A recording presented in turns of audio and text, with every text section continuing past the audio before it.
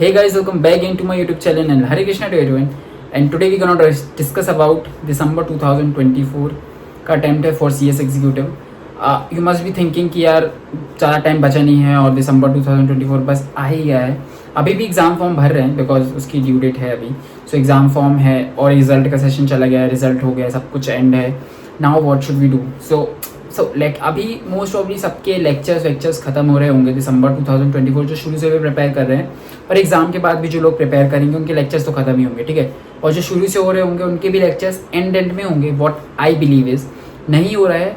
I make a proper plan. मैं थोड़ा plan लेके आया हूँ कि तुम्हें कब क्या पढ़ना है, कौन सा रिवीजन कब करना है, वो थोड़ा इस वीडियो में है सब कुछ, तो तुम लोग प्रॉपर देखो.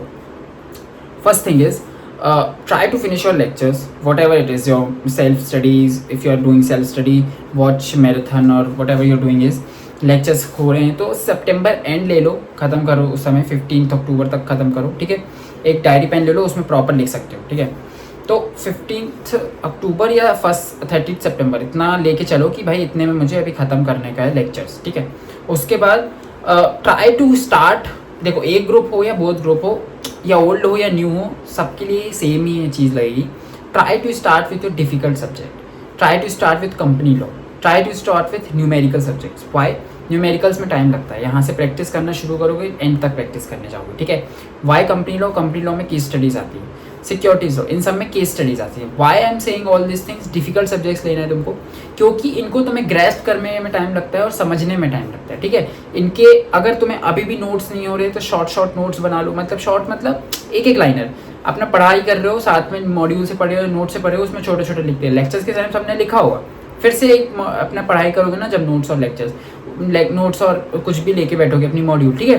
तो उस पर छोटे छोटे नोट्स लिखते जाओ कि यार इसका मतलब क्या होता है, एक सेक्शन का इसका मतलब क्या होता है, इनडायरेक्ट इंटरेस्ट का क्या मतलब होता है. मतलब स्मॉल सा.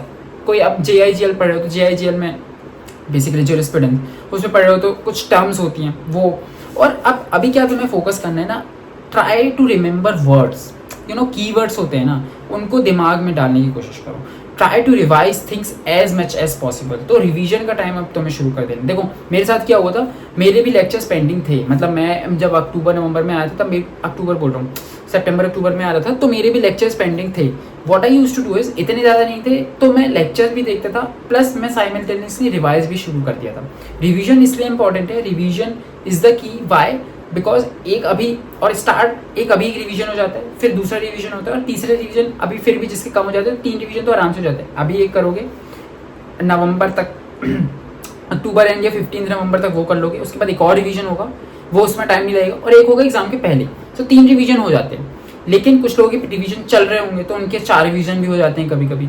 So it totally depends on your preparation. तो अपनी प्रिपरेशन के हिसाब से डिसाइड करो कि मेरे रिवीजन कितने हो पाते हैं.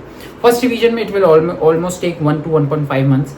तो ये टाइम लेके चलना. फिर सेकंड रिवीजन में मोस्ट प्रॉब्ली 20 to 25 डेज लगता है. 25 डेज अप्रॉक्स लगता है, ठीक है. और सेकंड रिवीजन में 20 डेज और 15 डेज 20 डेज में आराम से हो जाता है. और लास्ट रिवीजन में तो ऑब्वियसली तुम्हें एक दिन में करना होता है क्योंकि सब कुछ रिवाइज है. Anything else apart from this तुम्हें क्या करना है, न्यूमेरिकल्स के अपने जो तुम्हारे न्यूमेरिकल सब्जेक्ट है ना उनके प्रिपरेशन शुरू कर दो. स्कैनर सॉल्व करना शुरू कर दो, ठीक है. केस स्टडी सॉल्व करना शुरू कर दो. और always start with your major part. हर सब्जेक्ट के मेजर पार्ट होते हैं, मेजर चैप्टर्स होते हैं, मेजर मार्क्स वाले होते हैं, उनसे स्टार्ट करो. कोई भी सब्जेक्ट हो हमेशा उससे स्टार्ट करना है. कभी भी फर्स्ट या सेकेंड लेक्चर से, कभी भी फर्स्ट या सेकेंड चैप्टर से स्टार्ट नहीं करना है. ये हमने दिमाग में रख लो. चाहे वो ECIPL हो, EBCL हो, सिक्योरिटीज़ लॉ हो, कंपनी लॉ हो, एनीथिंग, CAFM, टैक्स, हर चीज़ के तुम्हारे स्ट्रॉन्ग पॉइंट्स होंगे. Start with those strong points, ठीक है. Strong points and difficult points. ये मैं अभी भी लग रहा होगा यार इसने तो अभी डिफिकल्ट बोला, अभी स्ट्रॉन्ग बोल रहा है. Why I am saying is की देखो सब्जेक्ट तुमको डिफिकल्ट से स्टार्ट करना है, बट उस डिफिकल्ट सब्जेक्ट में भी तुम्हारे कुछ स्ट्रॉन्ग पॉइंट्स होंगे. You have to start with that. Why? Because that will give you the grip on your subject और तुमको उसको पढ़ने में मजा आएगा और तुम्हारा रिवीजन स्टार्ट अच्छे से होगा, ठीक है. So starting of your revision is like this, ठीक है. ट्राई करो 15 अक्टूबर तक. अगर नहीं हो रहा है सितंबर में लेक्चर्स खत्म करो, 15 अक्टूबर के बाद रिवीजन शुरू करो, अपना फर्स्ट रिवीजन शुरू करो. एंड नहीं तो अभी से रिवीजन शुरू कर दो अगर लेक्चर्स बहुत कम पेंडिंग है तो. उसके बाद अपने नोट्स से प्रॉपर पढ़ो, स्टिकी नोट्स बनाओ, स्कैनर सॉल्व करो. एक चीज़ ये होने के बाद न्यूमेरिकल के स्कैनर, ठीक है.